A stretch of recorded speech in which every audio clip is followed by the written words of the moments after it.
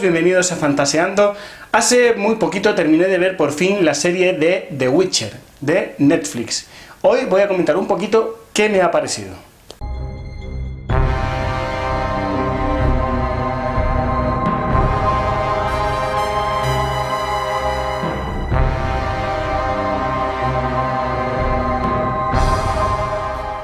Como seguramente ya todo el mundo sabe, Netflix estrenó hace muy poquito la serie de The Witcher, basada en la saga de libros de Geralt de Rivia, escrita por Andrzej Sapkowski.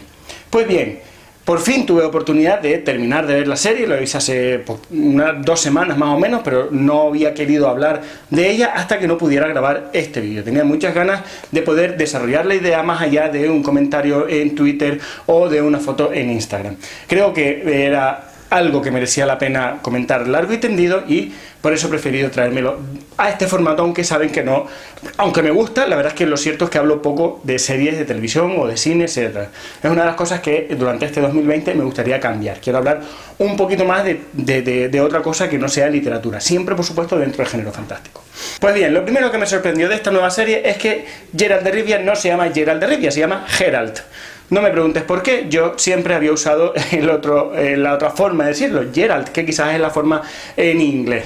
Entonces, cuando aquí en la serie todo el mundo llamaba, y él mismo se llamaba Geralt, me chocó. Pero tiene su sentido, en español se pronunciaría Geralt. Bien, pues de ahora en adelante es la saga de Geralt de Rivia, ¿vale? La serie vino precedida de muchísima expectación porque cuando saltó la noticia había ya mucha gente que por supuesto era seguidora de la saga de libros y había muchas ganas de saber cómo iban a llevar la historia a la pequeña pantalla. Cuando además se supo que Henry Cavill se había postulado como actor para el papel de Geralt y había sido elegido, pues mejor todavía. Además, la persona que había cogido las riendas del proyecto, no recuerdo ahora el nombre, pero era una persona, una chica, una señora muy conocida dentro del sector, dentro del mundillo de las series, y tuvo una acogida muy buena. Saber que esta señora, Dios, no me viene el nombre, había cogido las riendas de la serie, pues fue una especie como de garantía de que se iba a ser algo serio, algo interesante con el personaje, con todo lo que ello conlleva. Henry Cavill, para mí, de entrada, fue una elección dudosa por la imagen que yo tenía del personaje. Debo decir que no he jugado los juegos de The Witcher, que son los juegos basados en la saga. Y la serie, a pesar de que iba a adaptar los libros y no el videojuego, sí es verdad que cogió algunos elementos estéticos del videojuego. Entonces, inconscientemente, la imagen que teníamos de Geralt era más parecida a la del videojuego. Y yo me imaginaba un hombre más delgado, más enjuto, otro tipo de personaje.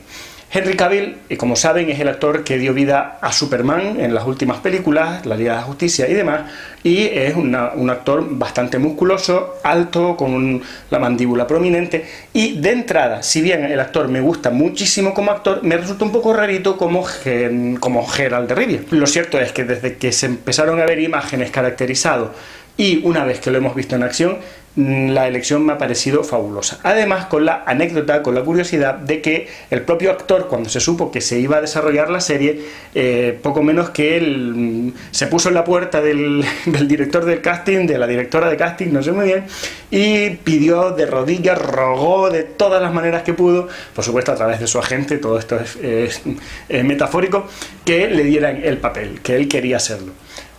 Cuando ya la serie se estrenó, además, si tienes curiosidad, Henry Cavill, hay un vídeo en YouTube en el que sale él con todo su porte guapetón, sentado en un sillón, leyendo con la voz esa tan profunda que tiene el primer capítulo del libro. Te recomiendo que lo veas, está en inglés, pero solo oír a Henry Cavill con esa voz leyendo el libro es espectacular, es precioso y te recomiendo que lo veas. Te pondré el enlace por aquí, por si así no tienes que estar rebuscando por las intrigas de YouTube. La serie vino precedida por el grandísimo éxito de Juego de Tronos y lo más probable es que gracias a ese éxito la serie ha tenido desarrollo, se ha podido hacer, porque el género fantástico afortunadamente está de moda y bueno, eso permite que las productoras metan dinero para este tipo de proyectos.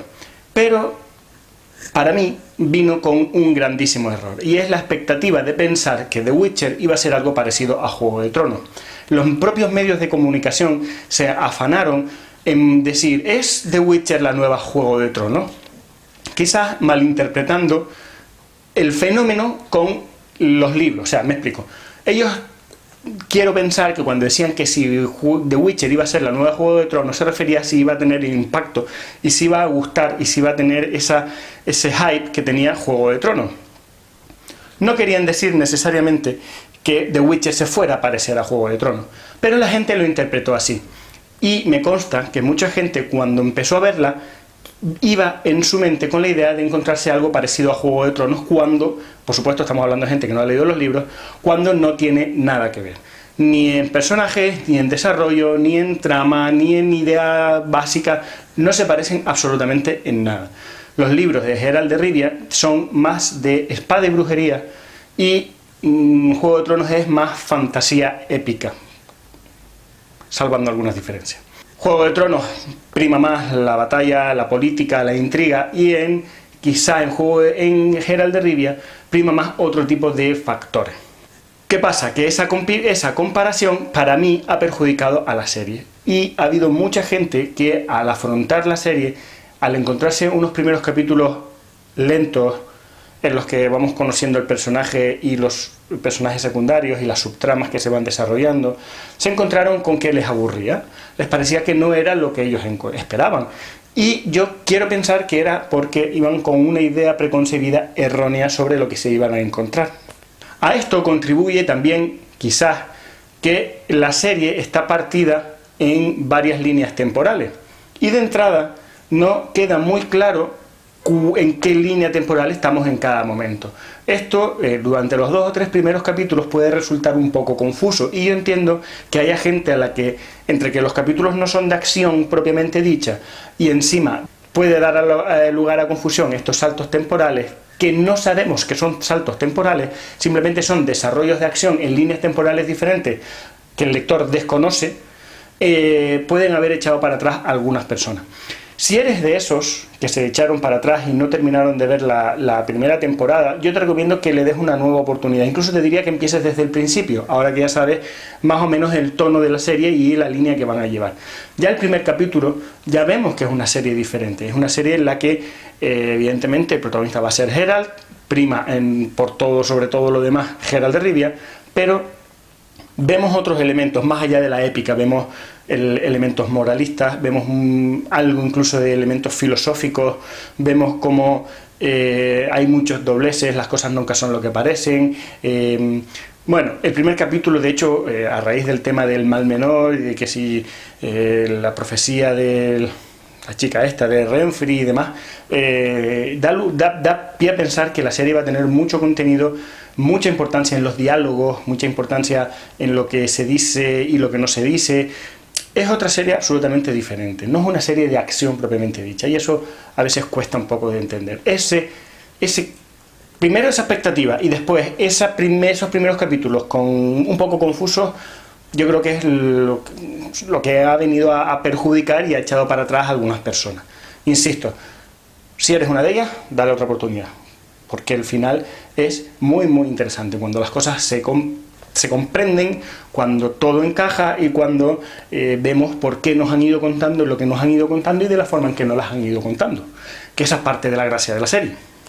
A raíz de este tema, de estos conceptos un poco filosóficos y demás, Geralt de Rivia es un personaje que va por el mundo matando monstruos, literalmente, y trata de no inmiscuirse en los asuntos de las personas, ¿vale?